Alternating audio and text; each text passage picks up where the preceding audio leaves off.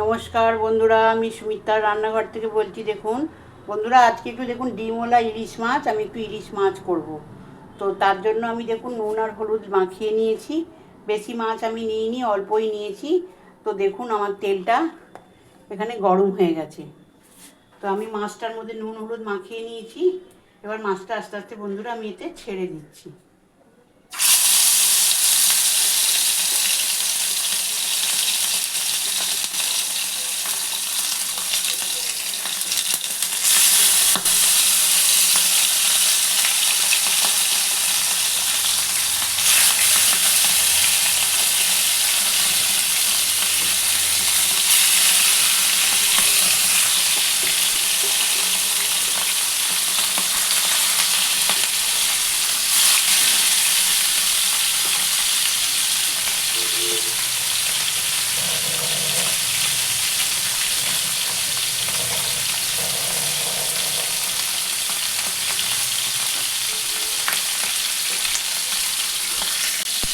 দেখুন বন্ধুরা, মাছটা ভালো করে ভেজে নিচ্ছি আগে, নিয়ে তারপরে মাছটা ঝাল করব। আগে ভালো করে লাল করে একটু ভেজে নিই। আমি একটু লাল করে ভাজ ছাড়া খেতে পারি না, তো ওই জন্য একটু লাল করে বন্ধুরা আমি ভেজে নেব। দেখুন বন্ধুরা, মাছটা ভাজা হয়ে গেছে, সব ডিমওয়ালা মাছ আমার ভাজা হয়ে গেছে। এবার আমি এটাকে ঝাল করব। দেখুন বন্ধুরা, আমি এতে জল দিয়ে দিয়েছি। এবার একটু পরিমাণ মতো নুন দিয়ে দেব। একটু নুন দিয়ে দিলাম, একটুখানি হলুদ গুঁড়ো দেব, একটু হলুদ গুঁড়ো দিয়ে দিলাম, একটু লঙ্কার গুঁড়ো দেব।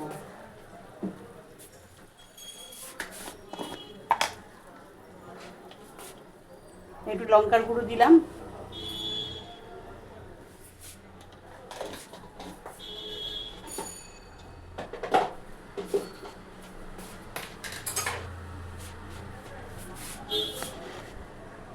এবার বন্ধুরা সর্ষে পোস্ত বাটা ছিল, এটা দিয়ে দিলাম।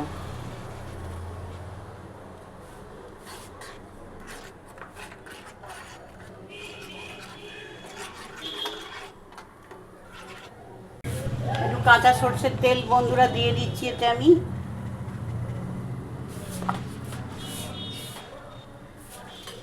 আর এক দুটো লঙ্কা ফাটিয়ে দেব। এবার মাছগুলো দিয়ে দিচ্ছি।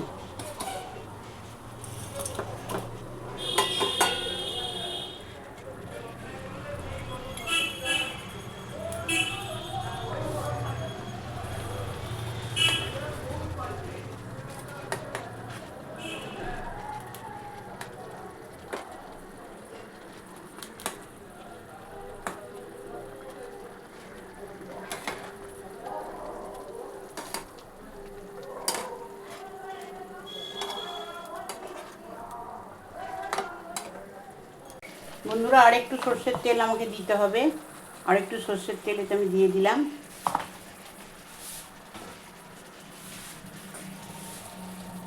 এটা দেখতে পেলেন আপনারা এই রেসিপিটা। এটা যদি আপনাদের ভালো লেগে থাকে, আপনারা পাশে আছেন, পাশে থাকবেন, সবসময় লাইক শেয়ার কমেন্ট করবেন। এই রেসিপিটা যদি আপনাদের ভালো লেগে থাকে, আপনারা লাইক শেয়ার কমেন্ট অতি অবশ্যই করবেন, পাশে থাকবেন। আমি সুমিতার রান্নাঘর থেকে বললাম বন্ধুরা, আমি খুব সাধারণভাবেই করলাম এই রেসিপিটা। যদি আপনাদের ভালো লেগে থাকে, লাইক শেয়ার কমেন্ট অতি অবশ্যই করবেন। নমস্কার বন্ধুরা।